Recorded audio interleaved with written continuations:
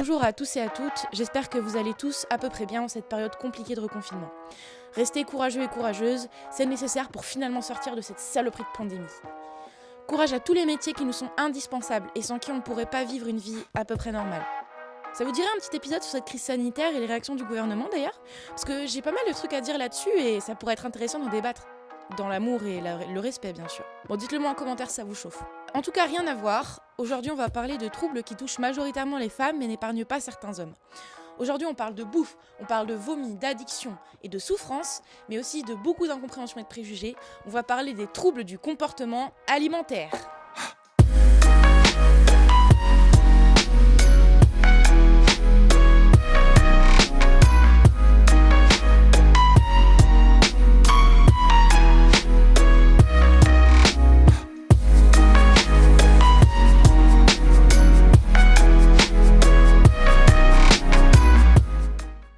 Alors, pour commencer, je vais donner une présentation plutôt générale des TCA, puis me pencher un peu plus sur les différentes familles, sans trop m'y attarder non plus. Comme d'habitude, vous aurez toutes les sources en description si vous voulez en savoir plus. Déjà, il faut savoir que c'est une maladie qui touche principalement les femmes de 15 à 25 ans. C'est triste de remarquer que c'est dans cette période où la pression sociale du corps parfait est particulièrement forte que les jeunes femmes tombent dans le piège, et le payent parfois à vie. N'oublions pas que les hommes, qui sont peu nombreux, environ 5% en France, mais souffrent généralement de troubles plus avancés. Donc je le répète, c'est assez général puisque les chiffres varient en fonction du trouble rencontré. Cependant, selon le FRM, la Fondation de recherche médicale, ce serait 10% de la population française qui serait concernée, hommes et femmes confondus.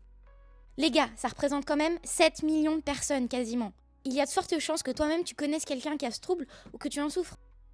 Si c'est le cas, reste jusqu'à la fin. Il y aura toutes les infos nécessaires pour venir en aide ou s'aider soi-même, même s'il n'y a pas de solution miracle et que, comme tout, ça demande du temps et des efforts. Et on sait de quoi on parle. Avant de passer à la suite, voici les 3 grands groupes de TCA. Alors avant de vous les dire, je précise qu'il s'agit d'une classification personnelle, afin de rendre la compréhension plus simple à tous. Voici la véritable classification, faites pause si vous souhaitez tout lire. Donc, voici mes 3 grands groupes de TCA. Les troubles restrictifs, comme l'anorexie, les troubles hyperphagiques, comme l'hyperphagie ou la boulimie, les troubles atypiques, comme manger des cailloux, c'est atypique.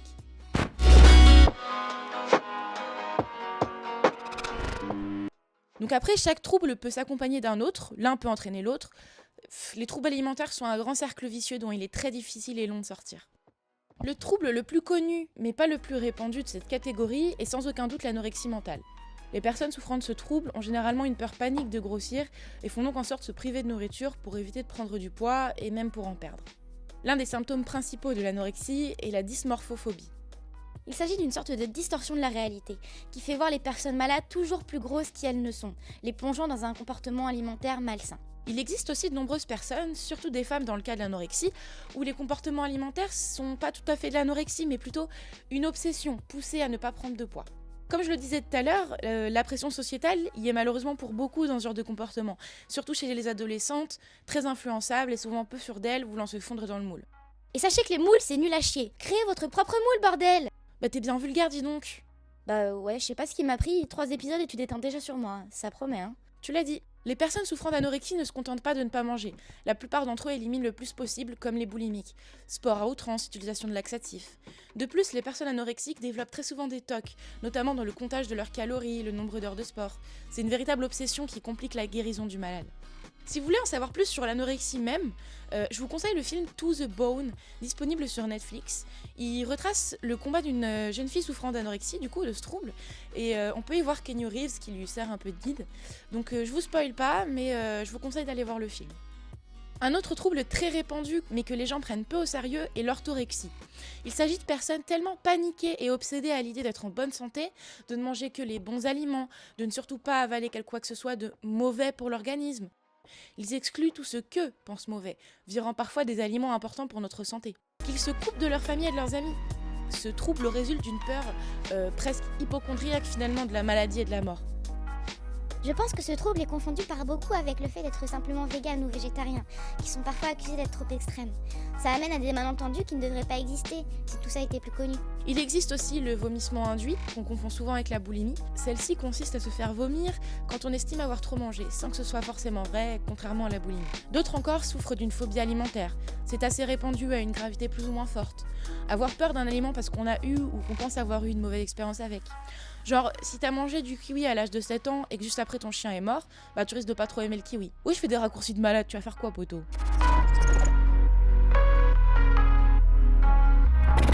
Alors, on va parler de troubles assez répandus mais mal connus et surtout souvent jugés par l'entourage mal informé. Donc avant que vous moquiez de votre voisine grosse en classe de 3ème B, demande-toi s'il y a pas quelque chose derrière, espèce de gros enfoiré de merde. Ça devient un peu personnel là, non? Ta gueule. On commence par l'hyperphagie. C'est un trouble assez dur à vivre puisqu'il s'agit de manger compulsivement de grandes quantités de nourriture dans un temps très réduit, en général en moins de 2 heures. Contrairement à la boulimie, les personnes souffrant de ce trouble n'essayent pas d'éliminer cette nourriture, mais sont en général pris d'un grand sentiment de honte et de culpabilité après la fin de leur crise. Parce que oui, on peut littéralement appeler ça une crise, vu qu'en général, c'est que très difficilement, voire pas du tout gérable ou contrôlable. On passe en mode pilote automatique, un peu comme un somnambule.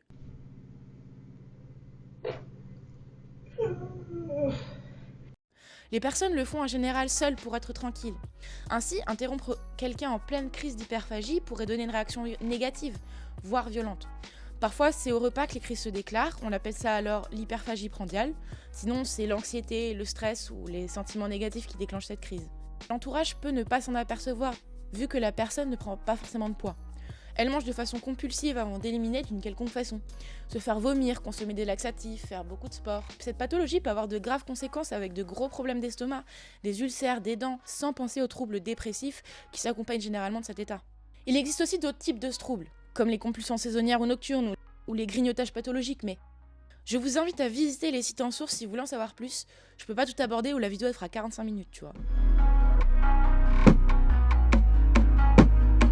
Je vais m'attarder un peu moins sur les troubles atypiques parce qu'il y en a moins et que cette vidéo commence à traîner. Sottement, dans les troubles atypiques, on pense surtout à l'ingestion d'objets non alimentaires, qu'on appelle le pica. On est tous déjà tombés sur un documentaire à chier sur une personne qui mange de la terre ou du bois ou du déo. Je dis à chier parce que ça sert juste à étaler des personnes malades qui elles-mêmes n'en ont pas conscience pour se faire de la thune sur leur dos, quitte à les encourager dans leur délire. Et comme vous pouvez le deviner, ingérer des pierres ou des clous, c'est très dangereux, ça n'a rien de drôle. Ces personnes devraient être prises en charge au lieu d'être montrées comme si on était encore autant des freak shows. Tiens, ça vous intéresserait un épisode sur les freak shows? Faites-le nous savoir en commentaire. Comme autre trouble atypique, on peut penser aux personnes qui mâchent mais recrachent leur nourriture, celles qui sont incapables d'avaler, on appelle tout ça la rumination ou méricisme. On peut aussi citer la potomanie, qui est le fait d'avaler beaucoup trop d'eau, généralement autour de 10 litres par jour. On peut aussi citer la restriction de l'ingestion d'aliments. Les personnes souffrant de ce trouble évitent les aliments, en sont dégoûtées ou indifférents. Évidemment, elles s'arrêtent pratiquement de manger et les mettant très rapidement dans une situation compliquée au niveau de leur poids. Bref, ces troubles sont nombreux mais puissent souvent dans leur origine dans les mêmes sources de mal-être. Comme tout trouble mental, les TCA sont complexes et découlent d'un grand nombre de facteurs différents. Les origines sont en général un mélange de facteurs biologiques, l'intérieur du corps, psychologiques, social et environnemental, notamment le cadre familial. En plus, de nouvelles études sont régulièrement publiées et mettent en lumière le fait que des facteurs génétiques et neurobiologiques peuvent aussi être les causes de TCA. Vous vous souvenez de la neurobiologie? On en avait parlé dans l'épisode sur les cauchemars. Ainsi, pour vous donner des exemples plus concrets, quelqu'un ayant une certaine personnalité, à tendance contrôlante ou obsessionnelle, les gens qui ont une faible estime de soi seront plus vulnérables à l'apparition de ces troubles ou à leur aggravation. Certaines études montrent une altération du niveau de sérotonine chez les personnes atteintes de CTA. Cette molécule régule l'humeur et l'appétit, mais à ce jour on ne sait pas encore si cela est une cause ou une conséquence des TCA. Comme on le disait plus haut, la pression sociétale du corps parfait est pour beaucoup une grande cause de ce mal-être qui atteint surtout l'Occident. Changer les normes sociétales sont d'autant plus importantes pour que les jeunes gens puissent grandir sans culpabiliser de ne pas avoir un corps parfait que l'on voit partout, mais qui en réalité n'existe tout simplement pas. Personnellement, je trouve que la montée d'Instagram et des influenceuses beauté ne fait qu'encourager cette doctrine corps parfait avec des photos retouchées, refaites des dizaines de fois, avec des centaines d'essais de la position qui mettra leur corps en valeur. Comment se sentir bien dans sa peau quand on voit que la normalité des réseaux sociaux n'est pas la nôtre? Poursuivre cet objectif impossible est pourtant la cible de la plupart des adolescents, et surtout adolescentes et jeunes adultes. Enjoy Phoenix a fait une vidéo très touchante et aussi très intéressante sur son parcours et la pression de sa célébrité et des réseaux sociaux qui l'ont plongé dans les TCA. je trouve cette vidéo très courageuse. J'espère qu'elle va mieux depuis. En tout cas, vous pourrez y retrouver un témoignage très poignant et instructif sur ce sujet difficile. Maintenant, on arrive à la partie la plus importante de la vidéo. Que faire si vous souffrez de TCA ou qu'un de vos proches en souffre ? Si tu souffres de TCA, s'il te plaît, ne reste pas comme ça. Il existe des solutions, notamment grâce à des thérapies familiales ou personnelles. Tu mérites de t'en sortir. Un traitement médicamenteux peut être également mis en place pour t'aider à traiter certains aspects de ta maladie et t'aider à revenir sur de bonnes bases. Si tu n'oses pas ou que tu n'as pas les moyens, sache qu'il existe tout de même des oreilles attentives pour t'écouter et te conseiller. Tu peux par exemple contacter la permanence téléphonique de la Fédération française anorexie-boulimie. Ils ont également un annuaire par région où vous pouvez trouver de l'aide en fonction de vos besoins, qui est tenu par des bénévoles, des psys ou des médecins en fonction du jour de la semaine. Et bien sûr, ces aides s'appliquent aussi aux personnes dont un proche souffre de TCA. En vous renseignant, vous pourrez le guider ou lui donner l'impulsion nécessaire pour qu'elle décide de se soigner. Bref, soyez bienveillants les uns envers les autres. Merci d'être restés jusqu'à la fin. N'oubliez pas d'aller voter sur mon Instagram pour le prochain épisode. Si la vidéo vous a plu, n'oubliez pas de vous abonner, activer la cloche pour ne rien louper et surtout laissez un petit pouce bleu et n'hésitez pas à partager, c'est comme ça que la chaîne grandira. Allez, à bientôt. Et n'oubliez pas, si tu fermes ta bouche, tu enfermes tes tabous.